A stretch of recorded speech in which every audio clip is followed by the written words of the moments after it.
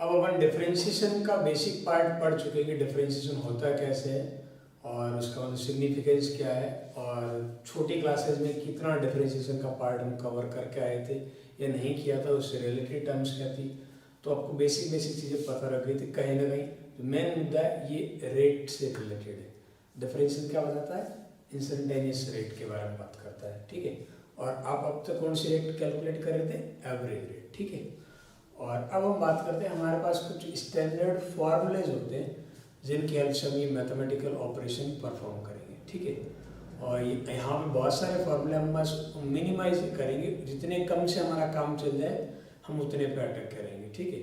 और इन फॉर्मूले की डेरिवेशन में हम बिल्कुल बात नहीं करेंगे, ठीक है।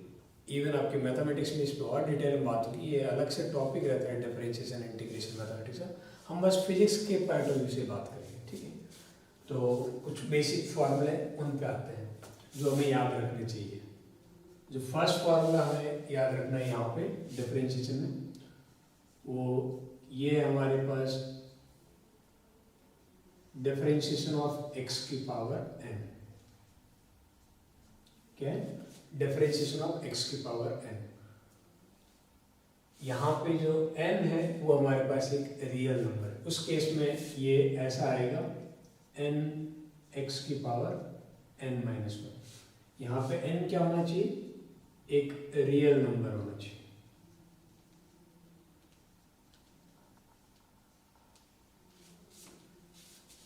बराबर है। x एक वेरिएबल है और x की पावर n का हम x के रिस्पेक्ट में डिफरेंशिएशन कर रहे हैं, ठीक है। तो वो इतना है, ये फॉर्मूला हमें याद रखना चाहिए, बराबर है। अच्छा, इसी को तुम्हें थोड़ा और बढ़िया तरीके से बता दो, तो इस पर एक दो क्वेश्चन करवा लेते हैं, तुरंत याद रह जाएगा कि मैं बोल क्या रहा हूँ। जैसे हमें एग्जाम्पल के तौर पे ऐसा बोला जाए कि आप x की पावर 3 का डिफरेंशिएशन बताओ। क्या बताओ? x की पावर 3 का डिफरेंशिएशन। x की पावर 3 का डिफरेंशिएशन की बात करें तो ये इसी फॉर्मेट में ना, x की पावर n। तो x की पावर n का x के रेस्पेक्ट में वो क्या होता है? पावर आगे आएगी और एक पावर कम हो जाएगी, तो 3 माइनस 1 2, ठीक है। अच्छा, ये ऐसा हो x की पावर -3, तो क्या करोगे? -3 भी हमारे पास एक रियल नंबर ही है, तो जो भी पावर पूरी आगे आ जाएगी, तो ये हम ऐसे लिखेंगे -3 x की पावर -3 -1 कितना हो जाए? -4, ठीक है। और जरूर नहीं कि वैल्यू रियल होना चाहिए, कैसी भी चलेगी, जैसे ऐसा आ रहा है डिफरेंशिएशन ऑफ x की पावर 1/2, 1/2 भी रियल नंबर ही है, तो पावर आगे आ जाएगी, ये 1/2 आगे आ गया, और x की पावर क्या आ जाएगा? 1/2 -1, 1/2 -1, 1/2 -1 कितना है? माइनस का 1/2, तो आ जाएगा x की पावर -1/2। और इसे ऐसा भी लिख सकते हैं अपन,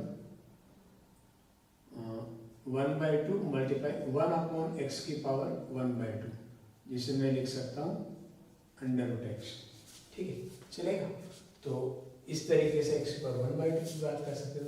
आप कुछ और एग्जांपल भी इस पे ले सकते हो, जैसे आप चाहो तो ये हो x की पावर 3/2, कुछ भी नंबर हो ना, पावर आगे आ जाएगी, एक पावर कम हो जाएगी, 3/2 -1 तो 1/2, इस तरीके से। हाँ, लेकिन थोड़ा सा ध्यान रखना फॉर्मेट में क्या बोलूँ, यहाँ x की पावर n है ना, तो मैं डिफरेंशिएशन x के रेस्पेक्ट में कर रहा हूँ, ठीक है।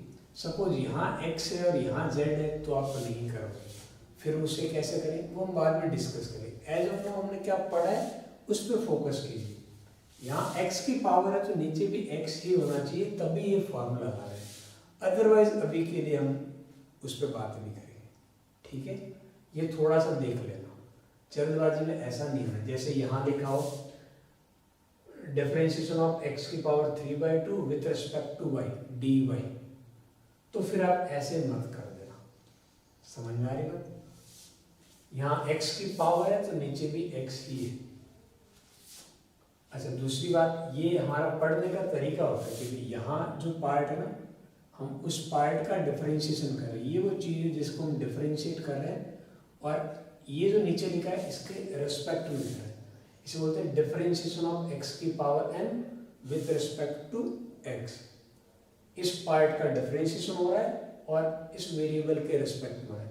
यहाँ एक क्वांटिटी है और यहाँ भी एक क्वांटिटी, x एक क्वांटिटी और x की पावर n एक नई क्वांटिटी बन के आ रही है। ठीक है, तो x की पावर n किस रेट से चेंज होगा यदि x में चेंज किया जाए, ये इसका मतलब है। बराबर। तो ये फर्स्ट फॉर्मूला हो गया। ये कहीं ना कहीं हमारे पास अलजेब्रिक फंक्शन के रिगार्डिंग बात कर रहा है। ठीक है, दूसरा हम यहाँ पे बात करेंगे डिफरेंशिएशन ऑफ कांस्टेंट, यानी कि यहाँ पे कोई एक ऐसी क्वांटिटी है जो चेंज नहीं हो रही है x के चेंज होने पे। ठीक है, यानी x के साथ ये x पे डिपेंड नहीं कर रही। ये वाली पार्ट की कांस्टेंट जो चेंज नहीं होगा x के चेंज होने पे, तब उसका डिफरेंशिएशन आएगा 0। डिफरेंशिएशन क्या आएगा? 0। अच्छा, थोड़ा सा मैं इसका एक एग्जांपल ले लेता हूँ। एग्जांपल के तौर पे ऐसे दिखा सकते हैं, जैसे बोला जाए डिफरेंशिएशन ऑफ 2.39, तो क्या आएगा? अब 2.39 एक नंबर है, ये तो चेंज होने से रहा। अब x में कुछ भी चेंजेस कीजिए तो इसका डिफरेंशिएशन आएगा 0। थोड़ा सा आपको कंफ्यूज करने के लिए कई बार इस फॉर्मेट में भी दे देंगे, जैसे बोलिए डिफरेंशिएशन ऑफ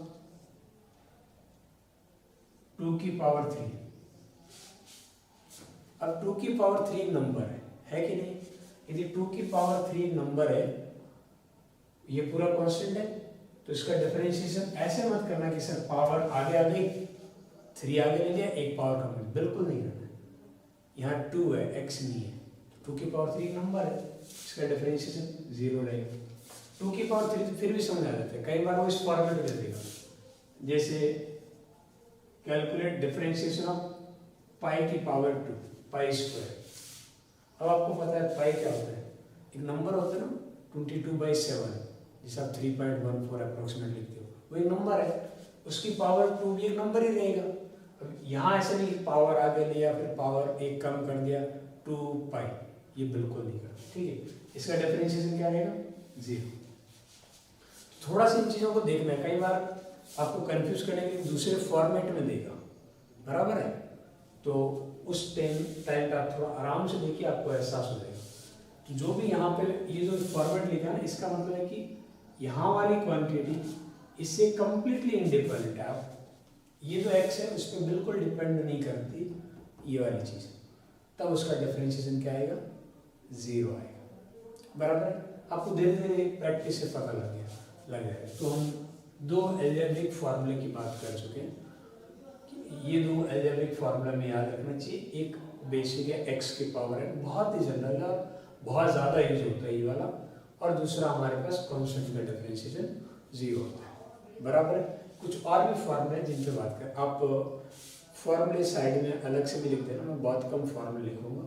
ठीक है, तो उन पर हम बात करें। तो 2 फार्मूले डिस्कस होते हैं, अब कुछ और फार्मूले हम डिस्कस कर लेते हैं।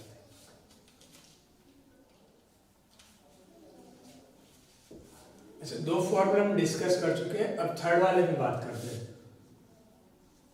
थर्ड, अब हम 2 जो हुए थे वो अलजेब्रिक थे, अब अपन ट्रिग्नोमेट्री फंक्शन की बात करेंगे। जैसे इस फॉर्मेट में गिवन है कि डिफरेंशिएशन ऑफ साइन x।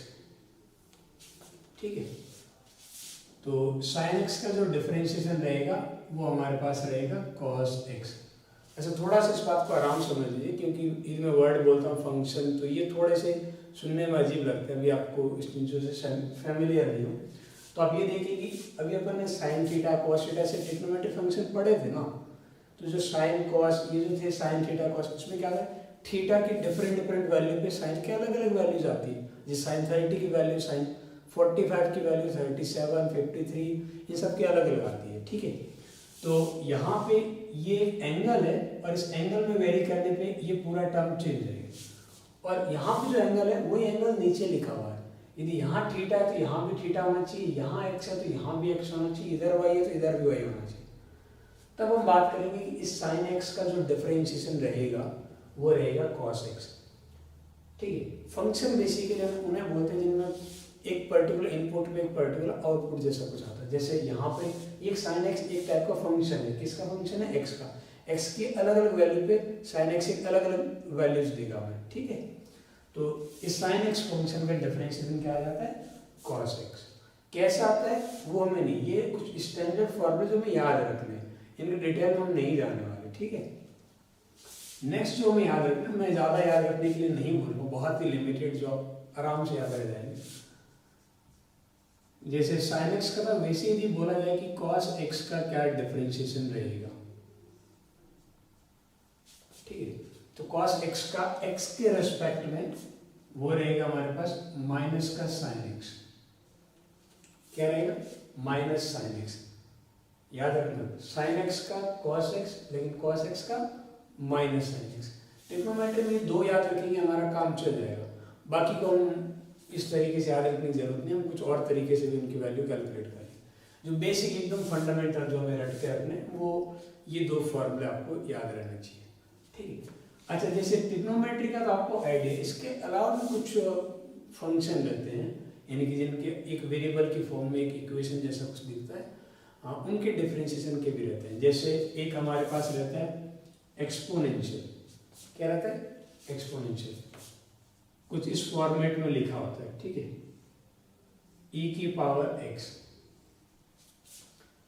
जैसे ये साइन एक्स है ना, वैसे ही ये रहता है एक एक्सपोनेंशियल e की पावर x। यहाँ पे x की अलग अलग वैल्यू पुट करने पे e x की वैल्यू डिफरेंट आएगी। ठीक है, तो इसका जो डिफरेंशिएशन रहेगा e की पावर x का, वो रहेगा e की पावर x।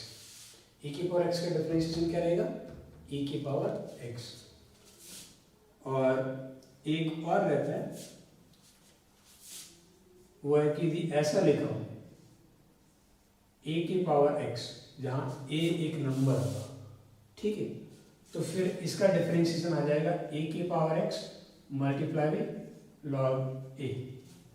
क्या आ जाएगा, मल्टीप्लाई बाई लॉग a। और कुछ भी नहीं मेंशन करें तो हम लॉग का जो बेस होता है वो e लेके चल रहे हैं। अच्छा, लॉग वाली बातें भी याद रहेगी, कोई दिक्कत नहीं। तो इसके अलावा एक लॉग वाला फॉर्मूला भी हमें याद रख लेना चाहिए, वो है कि डिफरेंशिएशन ऑफ लॉग एक्स, ये आ जाता है आपके पास 1/x।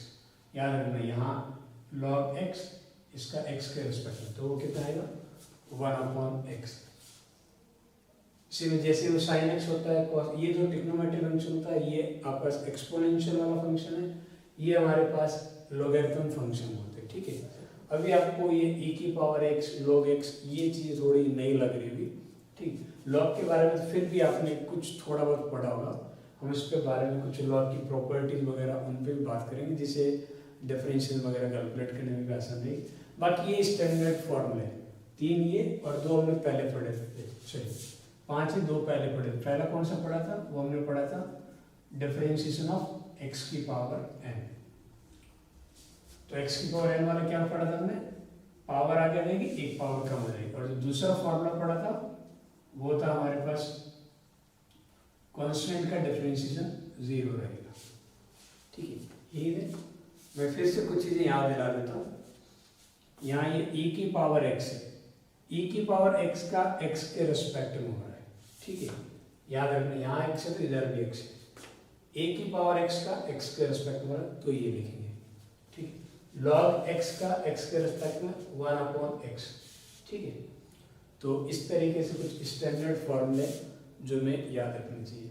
अच्छा, थोड़ा सा मैं यहाँ पे लॉग की कुछ प्रॉपर्टीज की बात कर लेता हूँ, जिसे आपको आसानी दे। लॉग के अंदर यहाँ कुछ बेस होता है और यहाँ कुछ वैल्यू, जैसे a⁻², इस तरीके से पढ़ा हुआ है। और जनरली यदि a जैसा आपको नहीं दिख रहा है, इसका मतलब वो e होता है। बेस क्या होता है, e, जिसे हम बोलते हैं नेचुरल लॉग। ठीक है, और कुछ जगह पर हम वो भी बात कर रहे होते हैं लॉग बेस 10 वाला भी। ठीक है, बेस 10 के फॉर्मेट में हमें वैल्यू चाहिए होती कुछ। अच्छा, और कहीं जगह हमें ऐसा लिखा मिलता है, जैसे ये लिखा हो नहीं log e बेस x, जैसे ये वाली चीज ये ऐसे ही e कई बार दिखा नहीं दिखा है, मतलब वो e ही है बेस। तो इसको शॉर्ट में ऐसा भी लिखते हैं ln, इस पूरे की जगह ln x, इसका मतलब होगा log नेचुरल ऑफ x, ठीक है। यानी कि बेस आपके पास यहाँ पे क्या है, e है, एक्सपोनेंशियल वाला, ठीक है। तो इन चीज़ों का तो फॉर्मेट देखने वाला देख लेना कैसे क्या लिखा है, ताकि आप समझ लो ऐसा लिखा है तो भी इन दोनों का मतलब सेम ही है, ठीक है। और मोस्ट ऑफ द केसेस में इसी फॉर्मेट में हम बात कर रहे हैं, ठीक है। कुछ लॉग की और भी प्रॉपर्टीज है जिन पर हम बात करेंगे। ये फॉर्मूला आप सेपरेटली अलग से रख के इन्हें याद कर लीजिएगा, बराबर है।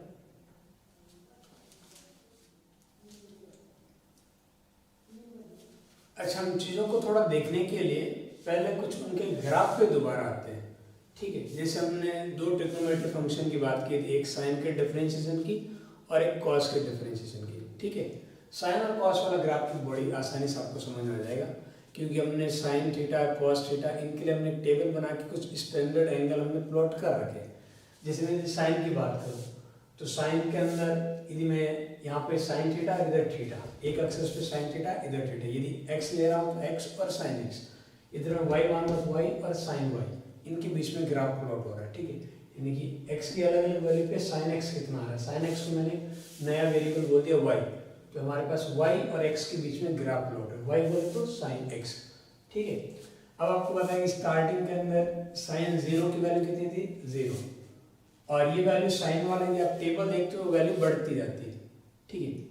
0 1/2 1/√2 √3/2 फिर जाके कितनी जाती है, फाइनली 1 हो जाती है, कब, 90 डिग्री पे। और 90 के बाद में वैल्यू साइन की क्या होती है, कम होती है, और 180 पे जाके साइन वापस कितना हो जाता है, 0। 0 से 90 फर्स्ट क्वाड्रेंट में बात कर रहे हैं पॉजिटिव होता है, और 90 से 180 सेकेंड क्वाड्रेंट में भी साइन क्या होता है, पॉजिटिव है। 180 पे आएगी वैल्यू 0, और 180 के बाद हम बात करें, अब हम थर्ड क्वाड्रेंट में चले जाएंगे। 180 नहीं, पाई से लगा के 3π/2, थर्ड क्वाड्रेंट के अंदर बात करेंगे साइन नेगेटिव है, 3π/2 पे साइन की वैल्यू कितनी हो जाती है, -1, ठीक है। यानी कि यहाँ नेगेटिव के अंदर वैल्यू बढ़ती है, फिर वापस कम होते होते 0 हो जाती है, कितनी, 2π पे, क्योंकि 0 और एक राउंड पूरा होते कितना, 360, यानी कि 2π, दोनों पे सेम वैल्यू आएगी क्योंकि दोनों एंगल सेम है, तो वापस यहाँ वैल्यू 0, फिर वापस इंक्रीज होना शुरू होगा।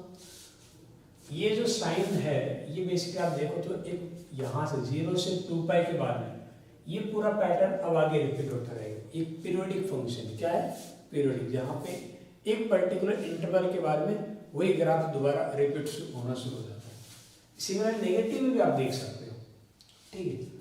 नेगेटिव के अंदर बात करेंगे तो वैल्यू बढ़ती रहेगी, लेकिन अब जैसे नेगेटिव जा रहा हूँ -30 बोल रहा हूँ तो आप फोर्थ क्वाड्रेंट में चले जाते हैं, ठीक है। तो साइन -30 की वैल्यू क्या रहेगी, माइनस साइन में आगे जाएगा फोर्थ क्वाड्रेंट के अंदर, और sine theta, sine minus theta मैंने क्या लिखा रखा है, माइनस ऑफ साइन थीटा, तो माइनस साइन 30, साइन 30 वैल्यू 1/2, तो 30 और साइन 30 और साइन -30 बस एक प्लस माइनस का फर्क रहेगा, बाकी चीजें वैसी ही रहेगी, बराबर है। इस तरीके से ग्राफ इधर जो बन रहा है ना, इधर के साइड बिल्कुल उसका अपोजिट बनना चाहिए, इधर जो पॉजिटिव था वो पार्ट इधर नेगेटिव, यहाँ ये जो पार्ट नेगेटिव था इधर हो जाके पॉजिटिव। इस तरीके से देखते हो कि पूरा वेव कंटिन्यूसली इधर भी चलती रहेगी इधर भी चलेगी, बाकी को नहीं लिख रहा हूँ। बिल्कुल सेम मैनर में मैं कॉस वाले की बात कर रहा हूँ, तो कॉस के अंदर आपको पता है कि कॉस 0 की वैल्यू 1 होती है, ग्राफ यहाँ से शुरू होगा, और फिर अब जैसे जैसे एंगल बढ़ता है, ऑफकोर्स 0 से 90 के बीच में फर्स्ट क्वाड्रेंट में सारे ट्रिग्नोमेट्री फंक्शन पॉजिटिव रहते हैं, तो ग्राफ तो पॉजिटिव में ही रहेगा, लेकिन वैल्यू कम होती रहेगी, ठीक है। साइन और कॉस ये दो ऐसे ट्रिग्नोमेट्री फंक्शन है जिनकी मैक्सिमम वैल्यू 1 होगी और मिनिमम वैल्यू -1 होगी, ठीक है। तो ये वैल्यू कम होते होते 90 डिग्री पे जाके क्या हो जाएगी, 0। 90 के बाद आप सेकंड क्वाड्रेंट में चले जाओगे जहाँ पे कॉस क्या होता है, नेगेटिव, इस वजह से ये पार्ट नेगेटिव जाएगा, और 180 पे वैल्यू कितनी जाएगी, -1, 0 पे 1, 180 पे -1, उसके बाद वैल्यू फिर आपका नंबर वाइज कम होता रहेगी लेकिन नेगेटिव रहेगी। 3π/2 पे जाके 0, फिर इस तरह। कॉस का ग्राफ भी आप आराम से देखते हो, बिल्कुल साइन जैसा ही है पीरियोडिक। डिफरेंस बस इतना सा आ गया कि इसमें साइन वाले ग्राफ, उस ग्राफ को देखो 90 डिग्री से ऐसे शिफ्ट कर दो, ये तो इतना सा पार्ट है ना, इस पूरे 90 डिग्री से ऐसा खींच लो, बिल्कुल ये ग्राफ आ जाएगा। तो साइन और कॉस में बस ये 90 वाला थोड़ा सा डिफरेंस है, 90 एंगल इधर उधर होते ही एक दूसरे जैसा हो जाते हैं, बराबर। क्योंकि पैटर्न एकदम बराबर, आप थोड़ा आराम से फोकस कीजिए, ठीक है। अच्छा, ग्राफ प्लॉट करने का थोड़ा सा एक और रीज़न है कि अब जो मैं डिफरेंशिएशन की बात कर रहा था ना, उस पर दोबारा आता हूँ। ग्राफ से थोड़ा उन चीज़ों को समझने की कोशिश करते हैं। साइन एक्स के सामने ग्राफ आता है, और आपको पता है कि इसका जो डिफरेंशिएशन है, वो इस पार्ट का जो डिफरेंशिएशन है साइन एक्स का, वो होता है कॉस एक्स, यानी कि इसके डिफरेंशिएशन का ग्राफ ये बनेगा।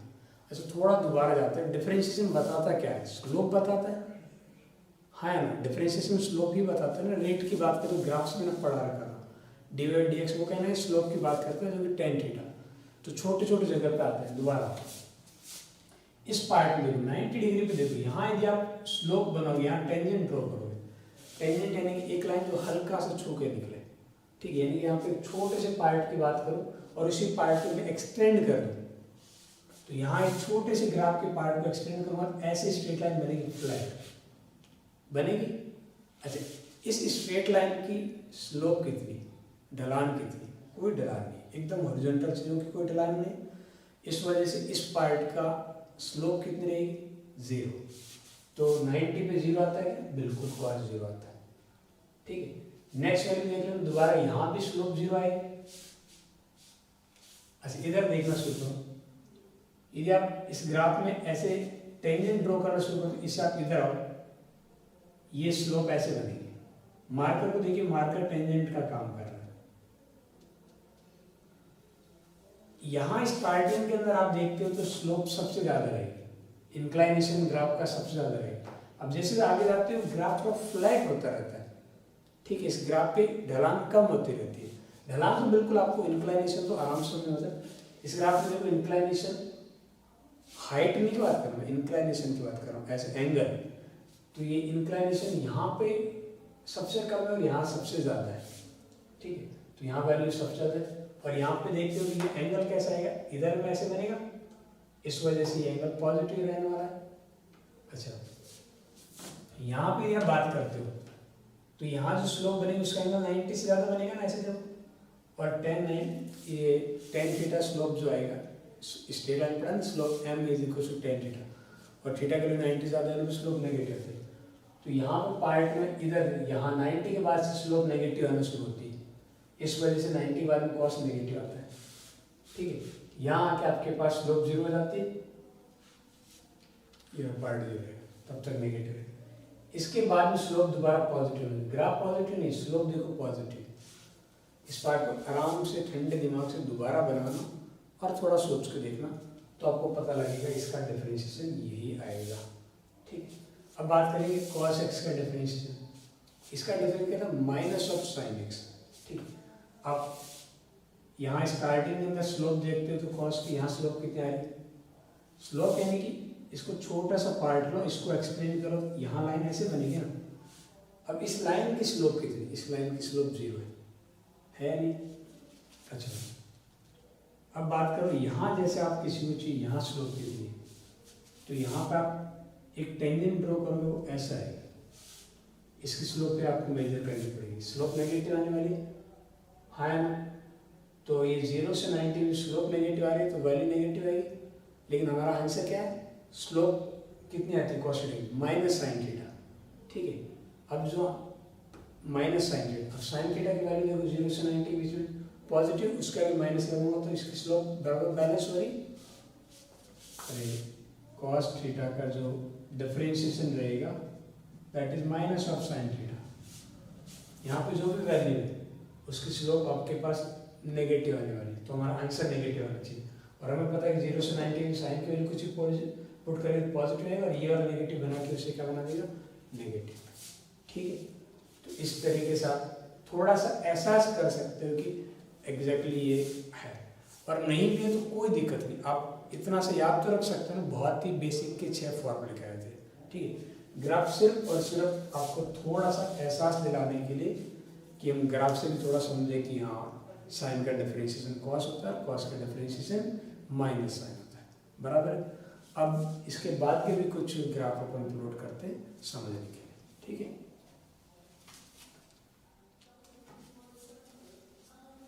अब नेक्स्ट अपन एक्सपोनेंशियल की बात करते हैं, ठीक है।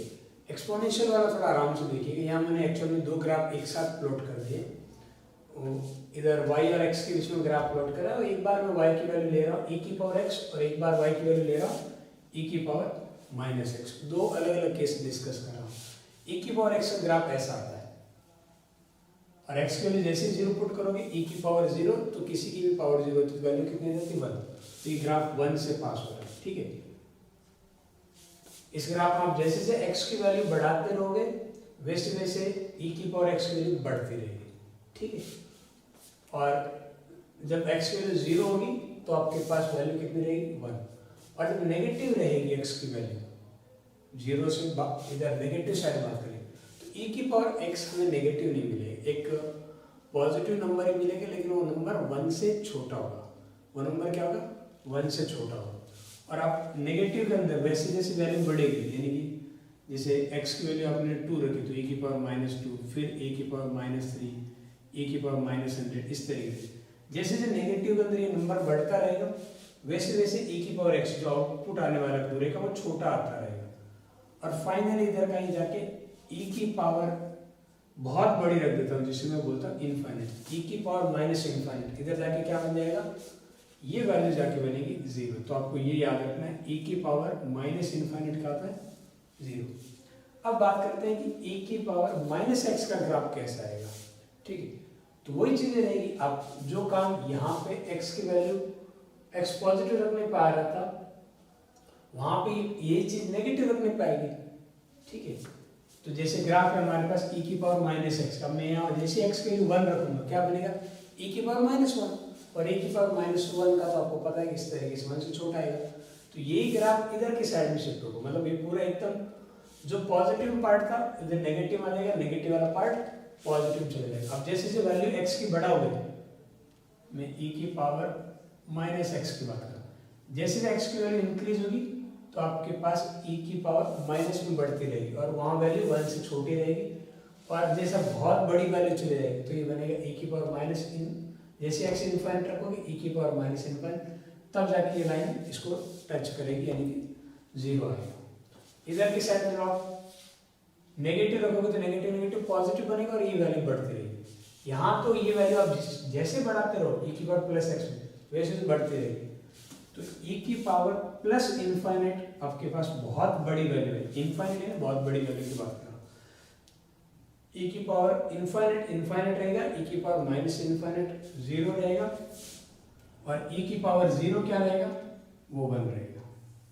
ये तीन वैल्यूज आपको दिमाग में रहनी चाहिए, ठीक है। बाकी थोड़ा सा आप ग्राफ देख लीजिए, बराबर है। यहाँ ग्राफ में आप चेक करते रहिए, जैसे जैसे आप आगे बढ़ते रहोगे स्लोप कंटिन्यूसली बढ़ती रहेगी e की पावर x की।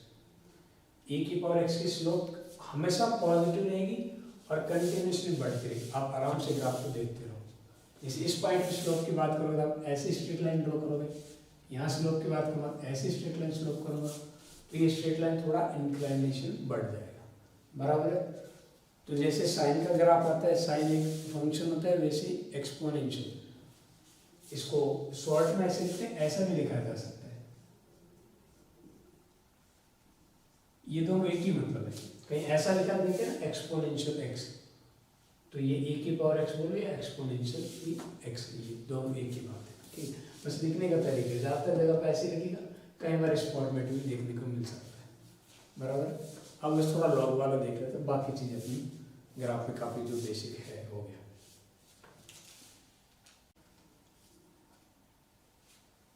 नेक्स्ट अपन बात कर लेते हैं log x की, ठीक है। यानी कि ये मेरा y इस तरीके से x पे डिपेंड कर रहा है, log e बेस x। कई बार e नहीं भी लिखते तो भी आप समझ आने log में बेस में e है, इसे हम बेस बोलते हैं, ठीक है। और जब बेस e होता है तो उसे शॉर्ट में ऐसे भी लिखते हैं कैपिटल L n, यानी कि नेचुरल लॉग, ठीक है, x ln x। तो सब एक ही मुँह है, लिखने का अलग अलग फॉर्मेट है उसका। ग्राफ कुछ ऐसा आता है, आप सब देख लीजिए। यानी कि जब आप x की वैल्यू 1 पुट करोगे तो क्या बनेगा log 1। log 1 की वैल्यू हमारे पास रहेगी 0 और 1 से छोटी वैल्यू रहेगी। 1 से छोटी वैल्यू पे x की वैल्यू 1 से छोटी है तो वाला ये वाला चीज़ नेगेटिव में चले जाएगा। log x का आंसर नेगेटिव रहेगा। ग्राफ नीचे आ रहा है ना, तो log x नेगेटिव रहेगा और 1 से बड़ी वैल्यू पे log x की वैल्यू क्या रहेगी पॉजिटिव। और आपके पास नेगेटिव के लिए अपन ये डिफाइन नहीं करते और मोर डिटेल के लिए आपको मैथमेटिक्स वाले सर आराम से बता देंगे जब वो फंक्शन की बात करें। हमारे लिए बस इतना ही देखो कि लॉग के अंदर जो भी है ये वाले जो टर्म्स हैं ये पूरा बन के क्या होना चाहिए, सिर्फ पॉजिटिव के लिए हम बात करेंगे, नेगेटिव पे बात नहीं करेंगे। ठीक है, ये क्या होना चाहिए पॉजिटिव। और ये वैल्यू यदि 1 से छोटी है तो आंसर जो मेरा पूरा निकल के आएगा, पूरे का आंसर ये वैल्यू निकल जाएगी नेगेटिव और 1 से बड़ा है तो आंसर क्या निकल जाएगा पॉजिटिव। बराबर है, इस तरीके से आप देख सकते हैं। जैसे जैसे आप वैल्यू x की बढ़ेगी वैसे वैसे log x का नंबर भी बढ़ता रहेगा। ठीक है, तो ये इस तरीके से बेसिक सा ग्राफ। आप स्लोप के ऊपर भी बात कर सकते हो। ठीक है, आप स्लोप देखते रहो, x की वैल्यू बढ़ाते रहो, स्लोप कम होती रही, आराम से देखो ये ऐसे स्लोप कम हो रही, वैल्यू बढ़ रही लेकिन स्लोप ग्राफ की क्या हो रही कम हो रही। ये रीजन था कि जब इसके अपन डिफरेंशिएशन की बात कर रहे थे, यानी कि differentiation of y with respect to x, और यहाँ पे y क्या है, y है बेसिकली log x, तो इसका डिफरेंशिएशन आता है 1/x। ये आएगा ना 1/x का मतलब क्या है, जैसे जैसे x बढ़ेगा वैसे वैसे वैल्यू आपके पास डिफरेंशिएशन, ये जो स्लोप है वो कम होती रहेगी। x बढ़ने पे 1/x कम होता है ना, और वो ग्राफ से भी हम बिल्कुल देख रहे हैं। और जो हम बात कर रहे थे कांस्टेंट वाले भी याद रखो कि कांस्टेंट का ग्राफ कैसे बनता है। सपोज मुझे बनाना है y = 3, इसका मतलब क्या है x की वैल्यू कुछ भी पुट करो y हमेशा 3 ही रहेगा, y कोऑर्डिनेट, तो ये ग्राफ कुछ ऐसा बनता है। एकदम फ्लैट लाइन बनती है ना कांस्टेंट कैसे, y = कांस्टेंट, तो इस वजह से कांस्टेंट का डिफरेंशिएशन होता है 0। ठीक है, अगर दूसरा लॉग की कुछ बेसिक प्रॉपर्टीज है, अब वो भी अपन साथ साथ में डिस्कस कर लेते हैं। ठीक है, जैसे लॉग में आपको ध्यान रखना है कहीं कुछ ऐसा लिखा हो log a × b, ठीक है, तो इसको आप ऐसा लिख सकते हो। कैसा लिख सकते हो, log a + log b। ये लॉग की प्रॉपर्टी ऐसा है तो आपको बिल्कुल ये लिखने का हक है। दूसरा ये ऐसा लिखा log a/b, ठीक है, log a/b, तो आप इसे ऐसा लिख सकते हो log a / log b। ठीक है, log a/b को आप ऐसा लिख सकते हो log a/ log b। चलिए, यहाँ जो भी आप बेस ले रहे हो यहाँ पे आपको बेस वही लेके चलना है। ठीक है, इस तरीके से बात करें। log ab को क्या लिख सकते हैं, log a + log b, और log a/b को log a/log b। बराबर, ये दो बेसिक आपके पास लॉग की प्रॉपर्टी है जिनका ध्यान रखना चाहिए। अच्छा, एक और प्रॉपर्टी की बात कर लेते हैं। लॉग में ऐसे होता है जैसे log x की पावर n या a की पावर b, ऐसा लिख देता हूँ, a की पावर b ऐसा लिख रहा हूँ, तो इसमें पावर आगे आ जाएगी, इसलिए मैं ऐसा लिख दूंगा b × log a। ये थर्ड वाली चीज़, ये भी आप याद रखें, इनसे हमारा काम चल जाएगा। ठीक है, इन तीन चीज़ों का ध्यान रखेंगे तो हमारा काम चल जाएगा। ये तीन बेसिक प्रॉपर्टीज है लॉग की जिनकी हमें ज़रूरत पड़ेगी, बाकी ज़्यादा ज़रूरत नहीं पड़ेगी। ठीक है, तो हम बेसिक चीज़ें देख चुके हैं कि साइन क्या होता है, कॉस क्या होता है, e⁻x क्या होता है, ताकि हल्का सा हमें आइडिया मिले। बाकी फॉर्मूले तो आपके पास है ही है, टोटल 7 फॉर्मूले मैंने याद रखने को बोला था, उनसे हमारा सारा काम चल जाएगा। बराबर है, ओके।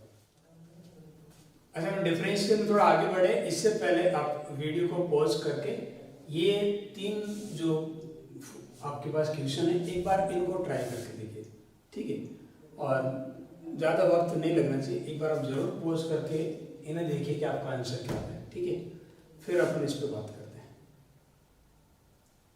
ठीक, आपके कुछ ना कुछ सबने आंसर निकाला होगा। ठीक है, और देख लीजिए कि किसका क्या आंसर था। तो हम पढ़ चुके हैं साइन एक्स का डिफरेंशिएशन क्या होता है, कॉस एक्स। साइन एक्स का क्या होता है, कॉस एक्स। तो साइन 30 का क्या हो जाएगा, कॉस 30। ये नहीं करना था, जिसने भी किया है गलत है, क्योंकि जैसे मैंने 30 यहाँ रख दिया, एक्स नहीं रखा, 30 रखा, क्या साइन 30 इस एक्स के चेंज करने पे चेंज होगा? यहाँ तो अब साइन 30 तो फिक्स नंबर देगा ना, साइन 30 बोले तो 1/4, ठीक है। अब ये साइन 30 तो किसी पे डिपेंड नहीं कर रहा है ना, तो ये पूरा आपके पास एक कांस्टेंट आ रहा है, तो इसका आंसर क्या होना चाहिए, 0। अब तो बाकी भी समझ लो, यदि मैं बोलूँ e की पावर 3, e की पावर x में x एक वेरिएबल होता है, लेकिन 3 पुट करते ही ये पूरा एक नंबर दे देगा, और इस नंबर का तो x से कोई लेना देना नहीं है, तो इसका आंसर भी क्या रहेगा, 0। सिमिलरली बात करें यदि मैं log 10 की बात करूँ, तो गलती से भी 1/10 मत कर देना। log x होता तो उसका x के रिस्पेक्ट में 1/x होता, कोई आपत्ति नहीं, लेकिन जैसे मैंने 10 पुट किया, जैसे 10 पुट किया तो log 10 एक नंबर आ जाएगा और इसका डेफिनेशन 0। तो इन सब का आंसर क्या आने चाहिए थे, 0। जिनके 0 है उनकी प्रेजेंस ऑफ माइंड बहुत बढ़िया, बाकी आप और ज़्यादा अच्छे से फोकस करके देखिए जिनके आंसर में गलती होगी। अच्छा, थोड़ा सा एक और चीज़, यदि मैं अभी आपसे ये बोलूँ कि ये बताओ साइन 2x का डिफरेंशिएशन क्या होगा। अगेन एक बार वीडियो को पॉज करके अपना आंसर लिखो, ठीक, आपने आंसर लिखा हुआ है। ज़्यादातर लोगों ने कुछ नहीं ये सोचा होगा कि भाई आपने बताया कैसे साइन x का डिफरेंशिएशन होता है cos x, तो साइन 2x का क्या हो जाएगा, साइन 2x का हो जाएगा cos 2x, ठीक है। और यही हमें नहीं करना भाई, यहाँ x है तो यहाँ भी x ही होना चाहिए, 2x हो गया। अब तक की नॉलेज के बेसिस पे हमें नहीं पता इसका क्या करना है, समझ में आ रही है। अब तक के नॉलेज पे हम नहीं बता सकते इसका आंसर क्या है, तो जिसमें भी ये लिखा है वो गलत है, सही क्या है वो अभी उन कॉन्सेप्ट पे हमारा आना बाकी है, ठीक है। सिमिलरली इस टाइप की प्रॉब्लम हो, जैसे मैं बोलूँ डिफरेंशिएशन ऑफ e की पावर 3x क्या होगा, या डिफरेंशिएशन ऑफ e की पावर x² क्या होगा, तो हमने ये नहीं पढ़े भाई। e के अंदर जो भी यहाँ वेरिएबल है यहाँ वो सेम होना चाहिए, सेम नहीं है तो अब तक की नॉलेज के बेसिस पे हमें नहीं पता क्या करना है। यहाँ आपके पास 3x है और यहाँ x है, तो अब तक की नॉलेज पर हम बात नहीं करेंगे। अच्छा, कुछ टैलेंटेड लोग एक और चीज़ बोल सकते हैं कि सर रुको हम आपको एक नया मैजिक दिखाते हैं, 3 से इधर मल्टीप्लाई करें, 3 से इधर मल्टीप्लाई करें। अब हम इसे ऐसा लिख देते हैं 3d, सर इस 3 को ना मैं आगे ले जाता हूँ, तो ये आ जाएगा d3x और ये बन गया e की पावर 3x। अब देखो मैं आपको कुछ नया टैलेंट दिखाता हूँ, ये 3x है, ये भी 3x है, तो 3x है, तो अब तो सर इसका आंसर लिख दे कि 3 टाइम्स e की पावर 3x, कुछ ऐसा, ठीक है। तो भाई इस टाइप का टैलेंट नहीं दिखाना है, ठीक है, समझ आ रही बात। आप इन चीज़ों को ऐसा नहीं लिख सकते, ये जो पार्ट है ना ये लिखना बिल्कुल गलत है, ऐसा कुछ भी नहीं करोगे। इस पार्ट को समझो, इसका मतलब क्या है, यहाँ x एक वेरिएबल है, ठीक है, तो x एक क्वांटिटी है, तो इसके बारे में हम बात करें, तो इस टाइप की चीज़ें ना करो तो ज़्यादा बेटर है। जितना बोला है अब वैसे ही कीजिए, जहाँ कुछ और रहेगा। अब इस टाइप की जो प्रॉब्लम आएगी, ऐसे हुआ, ये हुआ, ये हुआ, या कुछ और भी चीज़ें रहेगी जहाँ हमारे जो बेसिक, हमने बहुत कम फॉर्मूले पढ़े, सिर्फ 7 फॉर्मूले पढ़े, तो इनसे तो सारी प्रॉब्लम सॉल्व नहीं होगी। अब कुछ बेसिक रूल हम दिमाग में रखेंगे जिनके हेल्प से +7 स्टैंडर्ड फॉर्मूले की हेल्प से हम आंसर निकालेंगे, बराबर है। अब हम इस कुछ बेसिक रूल पे आते हैं, हम कुछ बेसिक रूल की बात करेंगे। इससे पहले कुछ टर्म्स जो यूज होती है डिफरेंशिएशन से रिगार्डिंग, हम उन पे थोड़ा सा बात करना चाहेंगे, ठीक है। जैसे कहीं ऐसा लिखा है y = f ब्रैकेट में x, इसको ऐसे रीड करते हैं y is an function of x, y is an function of x। अच्छा, इसका मीनिंग क्या है, ये एक जनरल फॉर्मेट है लिखने का। जैसे मुझे ये बताना है कि मेरा y sin x भी हो सकता है, cos x भी हो सकता है, e की पावर x भी हो सकता है, या कुछ भी हो सकता है। x और y में एक रिलेशन है, अभी के लिए आप ये मानिए, तो इसको जनरलाइज ये बोला कि y बेसिकली फंक्शन एक्स का, यानी कि वाई और एक्स में एक रिलेशन आपके पास गिवन है, यानी कि वाई और एक्स की डिपेंड, वाई हमारे पास कहीं ना डिपेंड कर रहा है एक्स पे, किस तरीके से डिपेंड कर रहा है वो ये इक्वेशन बताएगा। अभी एफ एक्स का हमें पता नहीं है एग्जैक्टली क्या, ये जनरल फॉर्मेट है, हम क्या फॉर्मूले वगैरह जब लिखते हैं ना या कुछ बेसिक रूल की बात करते हैं तो ये नोटेशन स्टैंडर्ड यूज होते हैं, इस वजह से मैंने इस फॉर्मेट में लिखा है। Y is an function of x. अभी एफ एक्स जैसे साइन एक्स हो गया, कॉस एक्स, ई की power x, x square plus 2x, कुछ भी हो सकता है, यानी कि वाई और एक्स में एक रिलेशन। अब मैं ऐसे बोलता हूँ ना, differentiation of, find the differentiation of y with respect to x, ऐसे लिखा करते थे ना dy अपॉन dx, तो इसे ऐसे रीड करते थे, मैंने कहा differentiation of y with respect to x, या फिर rate of change in y with respect to x। अब मुझे पता है कि जो हमारा y है that is an function of x, तो मैं y की जगह ऐसा लिख सकता हूँ fx। इसे गलती से भी आप f मल्टीप्लाई बाय x मत बोलना भाई, इसका मतलब है y is an function of x, यानी कि x एक वेरिएबल होगा और उसके कुछ अरेंजमेंट से एक इक्वेशन जैसा कुछ दिखेगा, ठीक है। तो y is a function of x, sorry y differentiation of y with respect to x। अच्छा, इसका एक और नाम भी यूज होता है, इसको हम ऐसा भी बोल सकते हैं, ये differentiation of y with respect to x है ना, अब जो आंसर आएगा, ठीक है, यानी y को x के रिस्पेक्ट में डिफरेंशिएट करेंगे, जैसे sin x है तो sin x का डिफरेंशिएट करेंगे तो क्या आएगा cos x। अब cos x बेसिकली डिफरेंशिएशन के बाद में जो आंसर आता है उसकी बात कर रहे हैं, ठीक। इसे हम बोलते हैं डेरिवेटिव। क्या बोलते हैं? डेरिवेटिव। एक बार डिफरेंशिएट करने पर आंसर आ रहा था, उसे बोलेंगे फर्स्ट डेरिवेटिव। तो इसको लिखने के लिए ऐसा लिखते हैं y डैश, कैसे लिखते हैं y डैश, और इस पार्ट को ऐसा भी लिख सकते थे आंसर को f डैश x। इसका मतलब भी सेम ही, मैं y डैश लिखूं या f डैश लिखूं, ठीक है। यानी कि एक फंक्शन था fx, उसको एक बार आप डिफरेंशिएट कर चुके हो, ये इसका मतलब। या फिर आप इधर से भी लिखो, y बेसिकली कुछ है जिसका अपन एक बार डिफरेंशिएट कर चुके हैं। क्या है कि कुछ प्रॉब्लम ऐसे आपके मॉड्यूल में देखने को मिलेगी, जैसे आप कहीं पे ये वाली चीज को आप थोड़ा सा और बेटर तरीके से समझो। जैसे अब आपको पता है y और x में रिलेशन है, और ऐसा बोला जाए f3 की वैल्यू निकालो, ये आपसे पूछे, इसका मतलब क्या करोगे, यहाँ पे वो जो भी इक्वेशन है ना, वहाँ वेरिएबल का नाम पे x होगा, तो उस x की जगह आप 3 पुट करोगे और जो भी आंसर आएगा वो हम बात कर लेंगे, ठीक है। तो इसे बोलेंगे f3, यानी कि इस फंक्शन की वैल्यू जब वेरिएबल की जगह क्या हो 3 हो।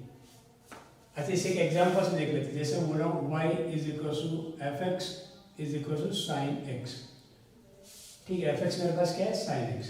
अब ये मैं बोल रहा हूँ f 30 डिग्री, इसका मतलब है कि जो भी फंक्शन है वहाँ आप x वेरिएबल की जगह 30 डिग्री पुट करो, तो क्या आ जाएगा साइन 30 डिग्री, x की जगह 30 रहेगा, तो साइन 30 वाली कितनी है 1/2।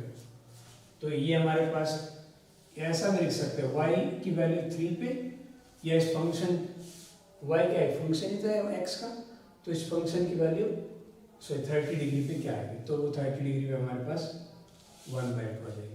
इस तरीके से ये जो फॉर्मेट है उस पर आपको थोड़ा ध्यान रखना। ये सेम आपके पास स्टैंडर्ड डेरिवेटिव के लिए भी यूज होगा।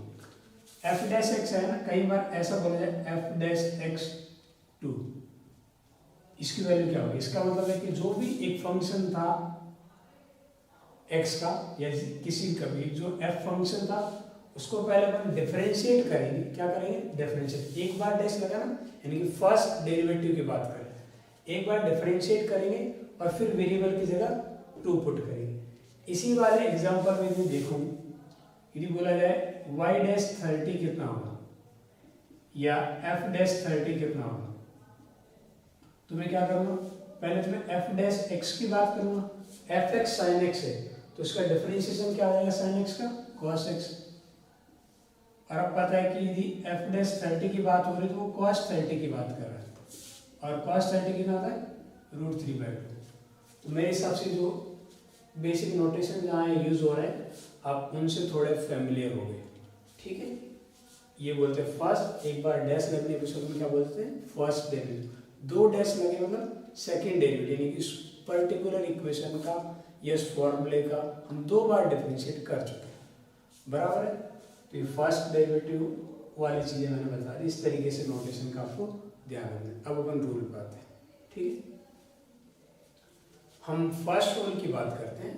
पहला रूल जैसे ये है कि सपोज हमारे पास 2 फंक्शन है और वो ऐड हो गए, यानी कि 2 इक्वेशन ऐड हो गई है, 2 सेपरेट चीज़ों को ऐड करके कुछ नया चीज़ बनी है। और आपको बोला कि जो ओवरऑल नई टर्म है या जो नया फंक्शन बना है, जो 2 फंक्शन के एडिशन से बना है, आप उसको डिफरेंशिएट कीजिए। और सपोज हमारी हालात कुछ ऐसी है कि दोनों को ऐड करने में जो नया फंक्शन बन रहा है उसका डिफरेंशिएशन हमने जो स्टैंडर्ड 7 फॉर्मूले रटे हैं उनसे नहीं हो पा रहे, यानी कि उसमें से मैच नहीं कर पा रहे। तो फिर यहाँ पे एक ऑप्शन रहता है कि भी आप यदि ये सिचुएशन है इस फर्स्ट रूल के अकॉर्डिंग, जहाँ पे ये बोला कि पहले 2 फंक्शन ऐड होंगे, बाद में आप उन्हें डिफरेंशिएट करो, तो मैं इस प्रोसेस को थोड़ा सा आगे पीछे कर सकता हूँ इस फर्स्ट रूल के अकॉर्डिंग। वो है कि आप सपोज F1 जो है उसको आप सेपरेटली पहले डिफरेंशिएट कीजिए और F2 को भी सेपरेटली डिफरेंशिएट कीजिए और फिर इन दोनों के बीच का अरिथमेटिक ऑपरेशन प्लस वाला परफॉर्म कीजिए। इन दोनों में फर्क समझिए। सपोज 2 ऐसे फंक्शन है जिनका इंडिविजुअल हमें डिफरेंशिएशन पता है, लेकिन ऐड करने पे हम नहीं कर पा रहे, तो यदि एडिशन हो रहा है, एडिशन के बाद नए फंक्शन का डिफरेंशिएशन पूछा है, तो हम थोड़ा ये प्रोसेस आगे पीछे कर सकते हैं कि पहले डिफरेंशिएट करके बाद में एडिशन कर सकते हैं। ये ऑपरेशन आगे पीछे करें। यहाँ बोल रहे हैं पहले एडिशन देन डिफरेंशिएशन, ये बोल रहा है पहले डिफरेंशिएशन देन एडिशन, ठीक है। सेम चीज माइनस में भी चलेगी। यहाँ प्लस की जगह यदि माइनस होता तो मैं यहाँ माइनस लिख देता, सिर्फ मैंने प्लस और माइनस एडिशन एंड सब्ट्रैक्शन के लिए रूल 1 लिखा है, किसी और के लिए आप मत रटिएगा, ठीक है। मैं इसका थोड़ा एक एग्जांपल करवा देता हूँ जिससे आपको जल्दी समझ आए ये रूल क्या हो रहा है। जैसे आपसे ही बोला जाए कैलकुलेट या find out differentiation of x की power 2 plus under root x, ये एक चीज थी। तो ऐसा तो हमने कोई नहीं पढ़ा, हमें x की पावर 2 का डिफरेंशिएशन पता है, रूट एक्स का पता है, लेकिन दोनों मिलने पे अब नया फॉर्मूला कौन सा लगेगा हमें नहीं समझ आ रहा, क्या करें। तो इस रूल के अकॉर्डिंग आप एडिशन बाद में परफॉर्म कर सकते हो, पहले दोनों को सेपरेटली डिफरेंशिएट कर सकते हो। तो मैं इसे ऐसा लिख सकता हूँ, डिफरेंशिएशन ऑफ एक्स की पावर 2 और इधर ये differentiation of under root x, इन दोनों को सेपरेट डिफरेंशिएट करूँगा, बाद में इन दोनों को ऐड करेंगे। यहाँ माइनस होता तो माइनस कर देता, ठीक है। और x की पावर 2 का आपको डिफरेंशिएशन पता है, फर्स्ट जो फॉर्मूला था x की पावर n वाला लगाएंगे, पावर आगे आ जाएगी, एक पावर कम, तो ये आ जाएगा 2x। और रूट x का डिफरेंशिएशन को हम ऐसे लिख सकते हैं ना, x की पावर 1/2, तो x की पावर 1/2 का क्या हो जाएगा, पावर आगे एक पावर कम, 1/2 माइनस 1, तो माइनस का 1/2, तो इसे मैं ऐसा भी लिख सकता हूँ 2x प्लस 1/2 रूट एक्स, चलेगा। तो ये इस पार्ट का हमारा आंसर है। कैसे सॉल्व किया पता लग रहा है। इस तरीके से कुछ और भी सिचुएशन हो सकती है, कुछ और सिचुएशन जैसे मैं ये कर दूं कि ये पूछ ले जाए आपसे कि कैलकुलेट डिफरेंशिएशन ऑफ x की power -1/2 plus sign x minus ln x plus e की पावर x, ये पूछे। बहुत सारे फंक्शन ऐड सब्ट्रैक्ट हो रहे हैं, पूरा नया बन के क्या फंक्शन बन रहा है उसका फॉर्मूला नहीं पता, लेकिन सेपरेट सेपरेट हमें सबका पता है। और ये अरिथमेटिक ऑपरेशन के नाम पे सिर्फ एडिशन एंड सब्ट्रैक्शन हो रहा है, तो हमारा रूल 1 एप्लीकेबल होगा। और रूल 1 के अकॉर्डिंग इस पूरे पार्ट को पहले सेपरेट डिफरेंशिएट कर देंगे अपन, यानी जैसे x की पावर -1/2 का डिफरेंशिएशन करेंगे, साइन x को डिफरेंशिएट करेंगे, और ये जो log x है उसको डिफरेंशिएट करेंगे, e की पावर x को डिफरेंशिएट करेंगे, बाद में हम अर्थमेटिक ऑपरेशन, इन दोनों के बीच में प्लस है तो हम ये एडिशन है तो एडिशन, सब्ट्रैक्शन है तो सब्ट्रैक्शन। अब इसे सॉल्व करना बहुत आसान है। ये बोले इतने से पार्ट की बात हो, x की पावर 1 माइनस 1/2 का डिफरेंस है, पावर आगे एक पावर कम, एक पावर कम यानी कि x की पावर माइनस 1/2 माइनस 1, तो क्या हो जाएगा x की पावर माइनस 3/2, साइन x का cos x और ln x का 1/x, e की पावर x का e की पावर x। ये सब हम सेपरेटली फॉर्मूले में पढ़ चुके हैं, ठीक है। तो first rule basically addition and subtraction के लिए ये वाई मैंने इस पूरे की जगह लिखा है, ठीक है। तो इस पूरे का एडिशन और सब्ट्रैक्शन हो रहे हैं एक से ज़्यादा फंक्शन का, तो आप पहले डिफरेंशिएट करके बाद में एडिशन सब्ट्रैक्शन परफॉर्म कर सकते हो। सिर्फ मैं एडिशन एंड सब्ट्रैक्शन के लिए लिखा है रूल 1, ठीक है। आई होप कि आपको रूल 1 समझ में आया, ठीक है। अब अपन सेकेंड रूल की बात करें। सेकेंड रूल ये बोल रहे हैं कि हमारे पास दो फंक्शन मल्टीप्लाई में आ रहे हैं, ठीक है। f1 और f2 दो डिफरेंट फंक्शन है, दो फंक्शन मल्टीप्लाई हुए और इनके मल्टीप्लिकेशन से जो नया फंक्शन बना उसका हमें डिफरेंशिएशन चाहिए, ठीक है। पहले वाला क्या बोल रहा था, दो फंक्शन का या तो एडिशन हो या सब्ट्रैक्शन हो, और ये सेकेंड रूल क्या बोल रहा है, अभी मैं मल्टीप्लिकेशन पे बात करता हूँ, ठीक है। तो जब कॉमन सेंस लगाओ तो पिछली बार क्या बोला था कि जो एडिशन हो रहे हैं, ठीक है, या सब्ट्रैक्शन हो रहे हैं, तो हम पहले डिफरेंशिएट कर रहे थे, बाद में एडिशन एंड सब्ट्रैक्शन कर रहे थे। तो यहाँ पे अपन क्या है कि पहले जैसे फंक्शन f1 है इसको डिफरेंशिएट करेंगे, f2 को डिफरेंशिएट करेंगे और फिर आपका अर्थमेटिक ऑपरेशन मल्टीप्लाई वाला यूज करेंगे, ठीक है। इनमें रूल 1 से थोड़ा कॉमन सेंस लगा दो, हाँ, लेकिन यही हमें नहीं करना, आराम से मैं क्या बोलूँ, यही नहीं करना है, इसलिए मैंने लिखा कॉमन सेंस लगा के आप पहले रूल की इतनी प्रैक्टिस करने हमारी आदत हो जाएगी कि हम यही करेंगे, ठीक है। तो ये हमें नहीं करना है, ये बता रहा हूँ। और आप अपने नोट्स बनाओ तो बिल्कुल ऐसे लिखना कि ये नहीं करना है, ठीक है। क्योंकि ये गलती बहुत बार होती है कि ऐसे देखते ही सर ने सेपरेटली डिफरेंशिएट किया बाद में मल्टीप्लाई किया, बिल्कुल नहीं कर सकते, ठीक है। अब फिर बात करते हैं फिर से करते कैसे। तो इसमें ऐसा होता है जब भी दो फंक्शन होते हैं, किसी एक फंक्शन को बोलेंगे भाई थोड़ा इंतजार कर, एक फंक्शन को एज इट इज जैसा है वैसा का वैसा रखेंगे और दूसरे को डिफरेंशिएट करेंगे। तो f2 को मैं डिफरेंशिएट कर दिया मैंने और f1 एज इट इज रख के मल्टीप्लाई हो जाएगा, ठीक है। फिर प्लस का साइन, जिसको डिफरेंशिएट कर दिया इस बार वो एज इट इज रहेगा और जो बच गया उसका डिफरेंशिएशन ऐसे रहेगा। तो रूल नंबर 2 ऐसे रहेगा, किसी एक को एज इट इज रखेंगे, दूसरे के डिफरेंशिएशन से मल्टीप्लाई करेंगे, फिर प्लस का साइन, जिसको डिफरेंशिएट कर दिया उसको एज इट इज और जो बच गया उसके डिफरेंशिएशन से मल्टीप्लाई करेंगे, बराबर है। तो ये हमारा यहाँ से आंसर आएगा। ये है तो ये करने का है, ये बिल्कुल नहीं करना है। ये आपके पास फर्स्ट रूल की वजह से नेचुरल दिमाग में ये सबसे पहला आता है, जो बिल्कुल गलत है, ठीक है। ये सही है। अच्छा, इसमें 1 2 आप किसी में मानिए, फर्क नहीं पड़ता क्योंकि बीच में प्लस आप पहले इन दोनों स्टेप को आगे पीछे लिख सकते हैं ना, 2 + 3 बोलूँ या 3 + 2 बोलूँ एक ही बात है, इस तरीके से, ठीक है।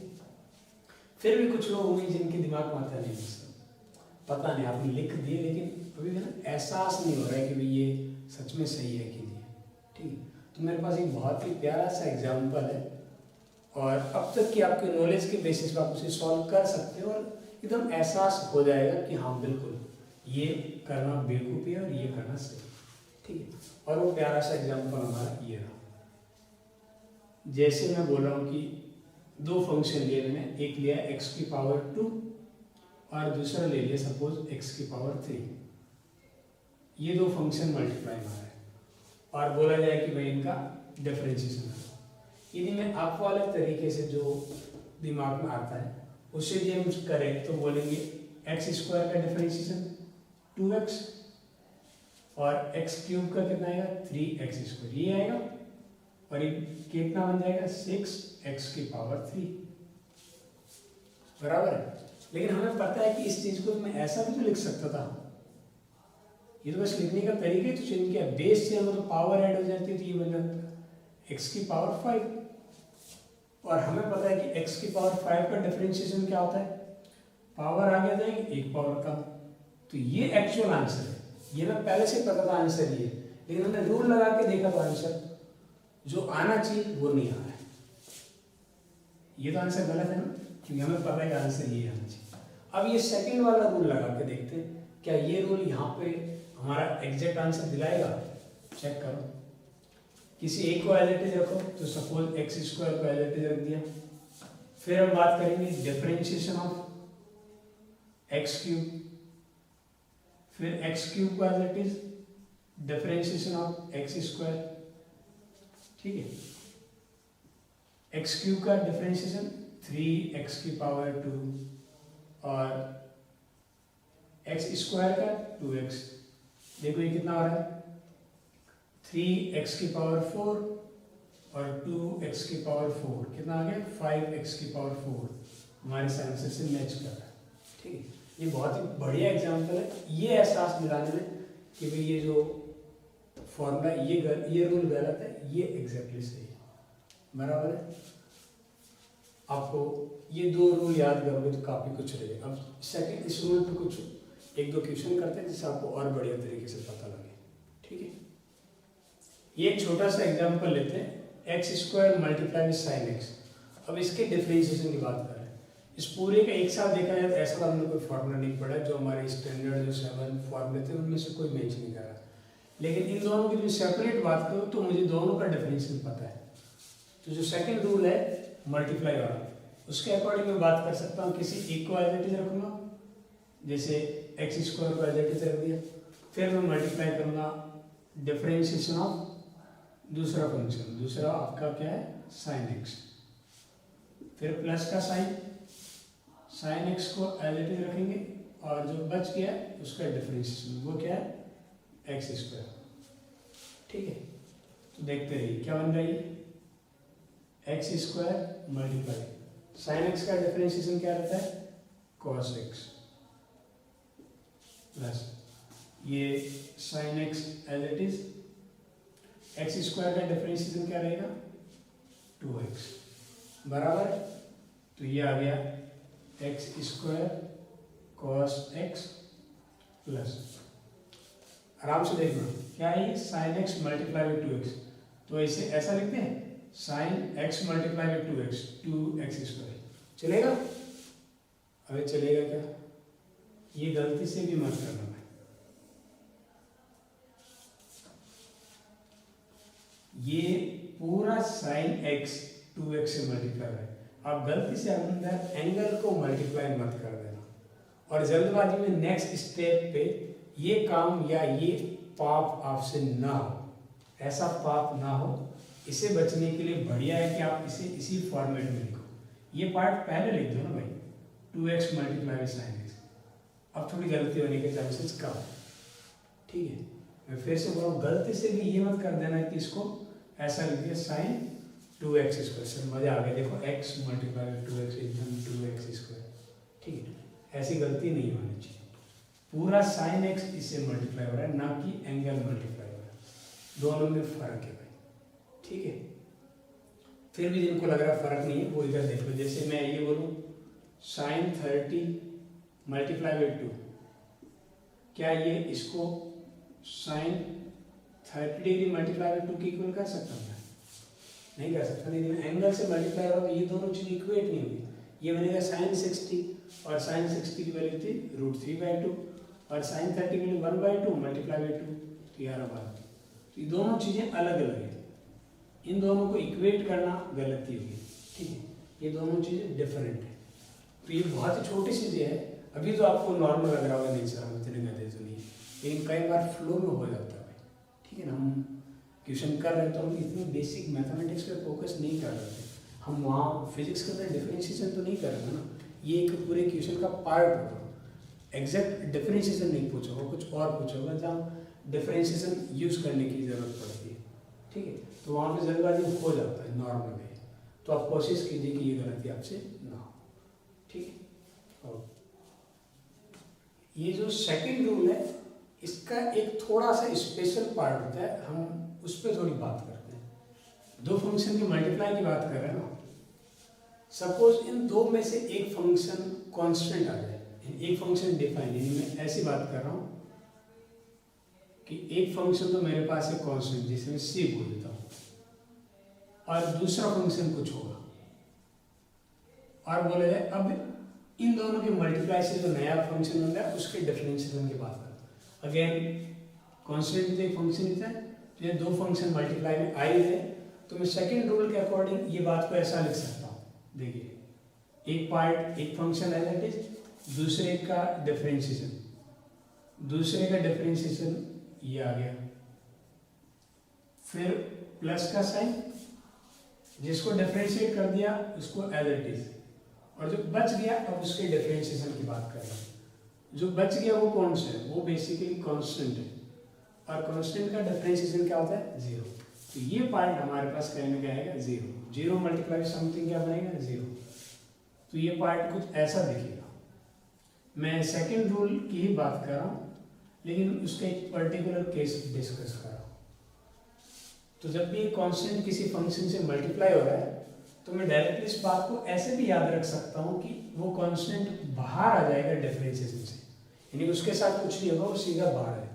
अकेला होगा तो बाहर नहीं आएगा, आंसर जीरो रहेगा। यदि एक नंबर यानी कि कांस्टेंट किसी फंक्शन से मल्टीप्लाई में आ रहा है, तो उस कांस्टेंट को बाहर लेके बचे हुए फंक्शन को डिफरेंशिएट कर सकते हैं। बाहर मतलब उसके मल्टीप्लिकेशन में आ जाएगा, ठीक। एक छोटा सा एग्जांपल देता हूँ, उससे आपको एहसास हो जाएगा। जैसे मैं बात करता हूँ डिफरेंशिएशन ऑफ 2x³। अब यहाँ पे 2 तो एक नंबर है ना, तो 2 एक कांस्टेंट है और x की पावर 3 ये दूसरा फंक्शन है। इन दो में से एक फंक्शन कांस्टेंट है, तो इस 2 को मैं बाहर ले लूँगा, और अंदर हमारे पास क्या बचा है, x³। उसके डिफरेंशिएशन की बात कर लेंगे, तो x³ का डिफरेंशिएशन क्या होता है, 3x² पावर आ गई, एक का ये क्या बन गया, 6x की पावर 2। एहसास हो रहा है। तो इस तरीके से मैं डायरेक्ट कर सकता हूँ। ये और ये कुछ मतलब अलग से नहीं, इसी का एक स्पेशल केस है ना, एक पार्ट आपका गायब हो रहा और कुछ नहीं। आप इसे चाहो तो रूल नंबर 3 से याद रखो, नहीं तो बेटर है कि आप ये मानिए कि ये 2 का ही एक स्पेशल केस है, कुछ सेपरेट नहीं है, बराबर है। तो हम 2 रूल पढ़ चुके हैं, ओके।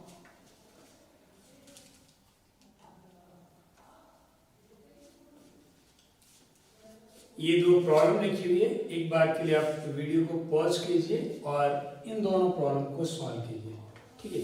थोड़ा वक्त लगेगा क्योंकि थोड़ी लंबी सी इक्वेशन टाइप की लिखी है, लेकिन आप पूरा टाइम लीजिए, जितना भी टाइम लगे, लेकिन जब तक आप दोनों का आंसर नहीं निकाले, एक पार्ट का आंसर निकाल के वीडियो को स्टार्ट मत कीजिए, ठीक है। दोनों पार्ट को पहले सॉल्व कीजिए, ठीक है, फिर आंसर को क्रॉस चेक करने के लिए वीडियो को स्टार्ट करना, ठीक है।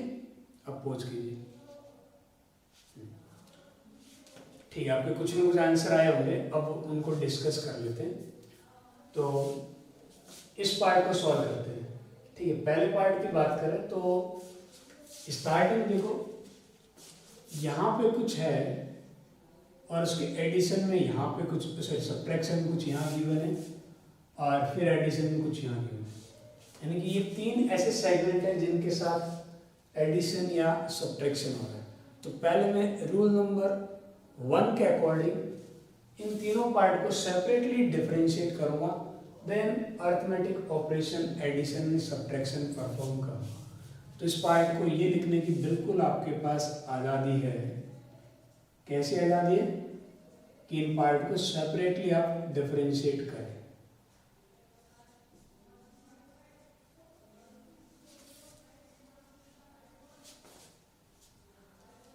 तो उम्मीद करते हैं यहां तक आप सबने सही लिखा होगा। अब हमारे पास इन 3 पार्ट, एक तरीके से 3 डिफरेंट क्वेश्चन की बात कर रहे हैं, ठीक है। इन तीनों को सॉल्व करना है। पहले पार्ट की बात करूं, यहाँ पे 2 फंक्शन मल्टीप्लाई में आ रहा है ना, एक आ रहा है x², दूसरा e की पावर x। अब मैं रूल नंबर 2 से इन दोनों का डिफरेंशिएशन कर सकता हूँ। कैसे करूँगा? किसी एक को एज इट इज रखेंगे, जैसे एक्स स्क्वायर को मैंने कहा भाई इंतजार कर, मेरा नंबर आएगा, तब तक अपन ई की पावर एक्स को डिफरेंशिएट करेंगे। ई की पावर एक्स का डिफरेंशिएशन होता है ई की पावर एक्स। अब हम ई की पावर एक्स को एज इट इज रखेंगे, एक्स स्क्वायर को डिफरेंशिएट करेंगे तो वो आएगा हमारे पास 2x। इस पार्ट को अपन सॉल्व कर चुके हैं, ये माइनस एज इट इज। इस पार्ट को देखो थोड़ा, तो यहाँ भी दो पार्ट मल्टीप्लाई में आ रहे हैं, 2 और दूसरा ln x। 2 तो एक नंबर है और नंबर सेकेंड रूल के स्पेशल पार्ट से बाहर आ जाएगा, तो ये 2 तो मैं बाहर ले देता हूँ। फिर बात करेंगे मल्टीप्लाई में ln x का डिफरेंशिएशन। ln x का डिफरेंशिएशन क्या होता है? 1/x बराबर है। तो ये सेकेंड पार्ट भी आपका सॉल्व हो गया, ये plus as it is. Third part की बात करें, आराम से देख लेना भाई, sine x multiply by cos x. क्या है? Sine multiply. किसी एक पार्ट को मैं एज इट इज रखूंगा, जैसे साइन को बोला भाई तू थोड़ा सा इंतजार कर ले, घर का ही बन रहा है। अब बात करेंगे कॉस एक्स की, तो कॉस एक्स का डिफरेंशिएशन क्या होता है? Minus sine x. Cos x का डिफरेंशिएशन होता है माइनस साइन एक्स। आराम से देखना, ठीक है। मैंने ब्रैकेट में इसलिए लिख रहा हूँ कि ये साइन एक्स, इस साइन एक्स सब्ट्रैक्ट नहीं होंगे, माइनस साइन एक्स का मल्टीप्लाई हो रहा है, ठीक है। फिर भी किसी को ज़्यादा दिक्कत में मैं एक और स्टेप लिख देता हूँ, इसे ऐसा लिख सकता हूँ, sign x multiply by differentiation of cos x plus cos x multiply by differentiation of sine x, ठीक है। अब आप लिखोगे भाई इधर वाला पार्ट तो सॉल्व हो गया ना, मैं आगे के वाले पे कर रहा हूँ। cos x का डिफरेंशिएशन माइनस का sin x,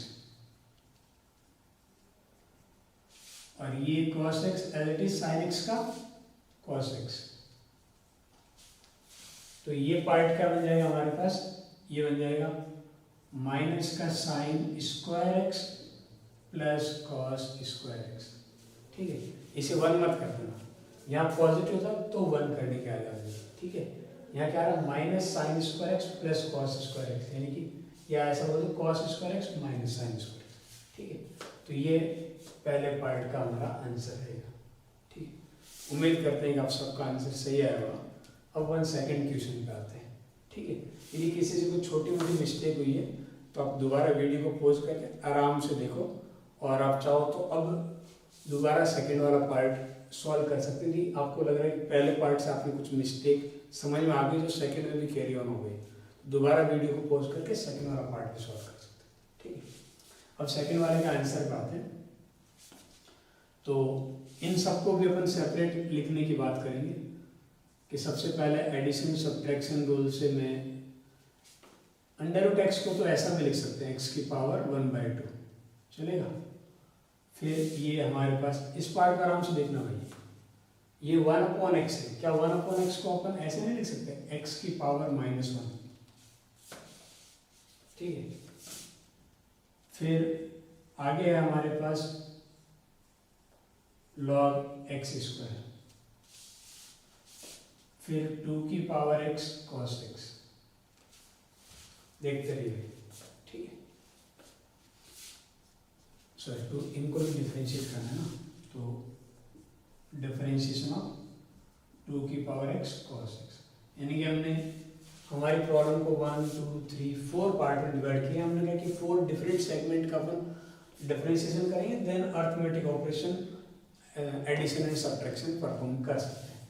पहले पार्ट का डिफरेंशिएशन बहुत आसान है, x की पावर 1/2 पावर आगे एक पावर कम, और यहाँ भी पावर आ गया, तो जैसे ही -1 आगे आएगा, इस 1 माइनस आप मल्टीप्लाई भी क्या बन जाएगा? पॉजिटिव। ध्यान रखना, -1 क्या बनेगा? -2। अब इस पार्ट को देखिए, ये log x होता तो आप log x का 1/x कर देते, यहाँ तो log x स्क्वायर है, तो इसे आप 1/x स्क्वायर बिल्कुल नहीं कर सकते। समझ आएगा? यहाँ वाले ये वाली टीम सेम होनी चाहिए, तो फिर आप कैसे करें? लेकिन log की एक प्रॉपर्टी देखी थी हमने, log a पावर b, तो b आगे आ जाता है, तो इस पार्ट को मैं ऐसा लिख सकता हूँ, ये 2 आगे आ जाएगा और फिर क्या बचेगा? log x, समझ आ रही हो? अब आपको पता है कि 2 मल्टीप्लाई में तो 2 बाहर आ जाएगा, log x का 1 अपॉन एक्स, तो 2 टाइम्स 1 अपॉन एक्स। इस तरीके से इस पार्ट को सॉल्व करोगे। इधर देखो 2 की power x multiply cos x, फिर से दो फंक्शन है जिनका सेपरेट डिफरेंशिएशन करेंगे, तो वो कैसे करें? किसी एक को एज इट इज रखेंगे, दूसरे का डिफरेंशिएशन। 2 की पावर x को एज इट इज रखा, cos x का माइनस साइन x, फिर प्लस का साइन। रुकिए, ये पूरा सेपरेट है ना, इसलिए मैं इनको ब्रैकेट में देता। अब cos x as it is multiply 2 की पावर x का डिफरेंस, एक फॉर्मूला पढ़ा ना, a की पावर x, हाँ है ना, वहाँ एक नंबर होगा, वो नंबर यहाँ पे क्या आ गया 2, तो a की पावर x से क्या था, a की पावर x यानी कि 2 की power x multiply by ln a यानी कि ln 2। ये ब्रैकेट ओपन कर देना। तो ये सेकंड पार्ट का भी आंसर है। उम्मीद करते हैं कि आपसे दोनों प्रॉब्लम का आंसर अच्छे से सही आएगा। ठीक है,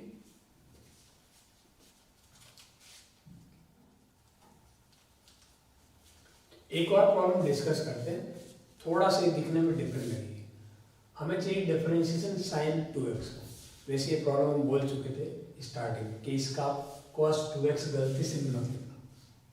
बोल चुके ना कि यहाँ 2x है और यहाँ x है, ये दोनों चीज़ सेम नहीं है, इस वजह से साइन x का 2x बोल के साइन 2x cos 2x मत लिखना, वो गलत हो जाएगा। अच्छा, फिर अब अपन कैसे करें? अब हम कुछ और रूल पढ़ चुके हैं जिससे अब इस प्रॉब्लम को सॉल्व कर सकते हैं। वो क्या है कि हमने पढ़ा है कि साइन 2x का एक फॉर्मूला होता है। साइन 2x का फॉर्मूला देखो, साइन 2 थीटा वाले की बात कर रहा हूँ मैं, वो आ जाएगा sine 2 times sine x cos x। देखो साइन 2x वाला फॉर्मूला ये था, आराम से देख लो, जिनको याद नहीं आ रहा एक बार के लिए पेज पलट भी सकते हो। ठीक है, तो आपको पता चल जाएगा साइन 2 थीटा का हमने फॉर्मूला लिखा था 2 टाइम्स साइन थीटा cos। यहाँ जो भी एंगल है यहाँ वो एंगल आधे आधे हो रहा है। अब इस बात को सॉल्व करना आसान है। एक मोमेंट के लिए आप इस पूरे को है ना एक ही फंक्शन मानो और ये दूसरा फंक्शन, तो एक नंबर है मल्टीप्लाई में पूरा फंक्शन है। ठीक है, तो वो कॉन्स्टेंट बाहर आ जाता है, सेकेंड रूल का स्पेशल पार्ट। तो इस 2 को तो आप बाहर ले लो। अब अंदर क्या बचा हमारे पास? Differentiation of sine x cos x। ये अभी अपन ने किया ना, फिर मैं इसे दोबारा कर देता हूँ। इसे अपन सेकेंड रूल से बोल सकते हैं, एक पार्ट को एज इट इज रखेंगे, तो ये sine x as it is, cos x का डिफरेंशिएशन माइनस का साइन x, cos x से क्या होता है माइनस साइन x, फिर प्लस का साइन, ये cos वाला part as it is, sine का डिफरेंशिएशन cos x, क्या आ गई 2 times sine square x minus में और प्लस में cos स्क्वायर x। इस आंसर में कोई बुराई नहीं, बिल्कुल बढ़िया है, लेकिन मैं फिर भी थोड़ा एक और फॉर्मेट में लिखने की कोशिश कर रहा हूँ कि मैं इसे और कैसे लिख सकता हूँ। अभी तो ये ना, ये बेसिकली हमारे पास, मैं एक काम करता हूँ, एक फॉर्मूला पता है ना, sine square theta plus cos square theta क्या होता है 1। ये मुझे लगता है कि ये काम करते हैं कॉस को हटाते हैं, तो कॉस की जगह मैं क्या लिख सकता हूँ 1 माइनस साइन स्क्वायर थीटा, तो ये बनेगा minus sine square x plus, इसकी जगह मैं लिख सकता हूँ 1 माइनस साइन स्क्वायर एक्स लिख सकता हूँ। तो ये दिखने में ऐसा दिखेगा 1 माइनस 2 साइन स्क्वायर एक्स। समझ आ रही बात? ये दिखने में ऐसा दिखेगा। यदि आपने इस साइन को हटाने की कोशिश करते तो ये पार्ट कुछ ऐसा दिखता। इस माइनस की जगह मैं क्या लिख सकता हूँ 1 माइनस साइन स्क्वायर थीटा की जगह कॉस स्क्वायर थीटा। ये 2 एज इट इज, ये माइनस का 1, ये माइनस माइनस प्लस, तो 2 times cos square x minus 1। ठीक है, तो मैंने उस फॉर्मेट में लिख दिया, कोई दिक्कत तो नहीं है? इस फॉर्मेट में देखिए, कोई दिक्कत नहीं है। अच्छा, मैं इसको कुछ और फॉर्मेट में लिख, मैं इसलिए लिख रहा हूँ कि आपको कई बार ऑप्शन आप जिस फॉर्मेट में चाहते हैं ना उस फॉर्मेट में ऑप्शन नहीं होता, तो थोड़ा बहुत इधर उधर की फॉर्मेट आप देख लीजिएगा। ये थोड़ा क्या है कि स्टैंडर्ड प्रॉब्लम, कुछ और भी मैं एक्चुअल में देखना चाह रहा हूँ। तो यहाँ पे एक फॉर्मूला आपको याद है, हमने ऐसा पढ़ा था, ऐसा था कुछ 1 + cos 2x, याद आ रहा है? उसे मैंने लिखा था /2 करके cos स्क्वायर x, याद आ रहा है? ये फॉर्मूला पढ़ा था। एक काम करो, इस 2 को इधर ले लो, तो ये बनेगा 1 + cos 2x, ये क्या बनेगा 2 cos स्क्वायर x। इस 1 को उधर ले जाओ तो cos 2x क्या हो जाता है 2 cos स्क्वायर x - 1। ये अब इस फॉर्मेट्स को थोड़ा यहाँ पुट करो, तो क्या ये मेरा आंसर इस फॉर्मेट में भी दिखेगा 2 टाइम्स इस पूरे की जगह मैं क्या लिख सकता हूँ cos 2x, यानी कि जहाँ आप डायरेक्ट cos 2x लिख रहे थे ना, वो ना आके क्या आ रहा है 2 टाइम्स cos 2x। हम इस पर दोबारा बात करेंगे कुछ 1-2 और नए रूल से कि हम इसे और तरीके से मतलब ये आंसर एकदम डायरेक्ट कुछ सेकंडों में भी निकाला जा सकता था, वो रूल अभी पढ़ना बाकी। ठीक है, यहाँ तक की स्टोरी मुझे लगता है आपको काफ़ी कुछ समझ में आया है। ठीक है, अब एक और रूल डिस्कस कर लेते हैं, काफ़ी एग्जाम्पल डिस्कस हो गए। एक और रूल की बात करते हैं, थर्ड वन, वो है कि आपके 2 फंक्शन एक दूसरे से डिवाइड हो रहे हैं, f1 / f2। ठीक है, और इनके डिवीजन से जो नया फंक्शन बन रहा है उसके डिफरेंशिएशन की बात कर रहा हूँ। ठीक है, तो इसका डिफरेंशिएशन क्या होगा।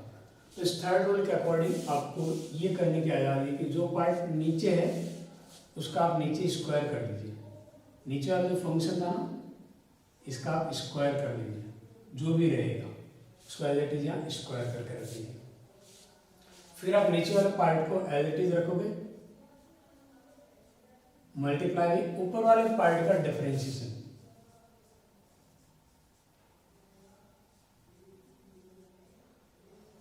ठीक है, फिर माइनस का साइन,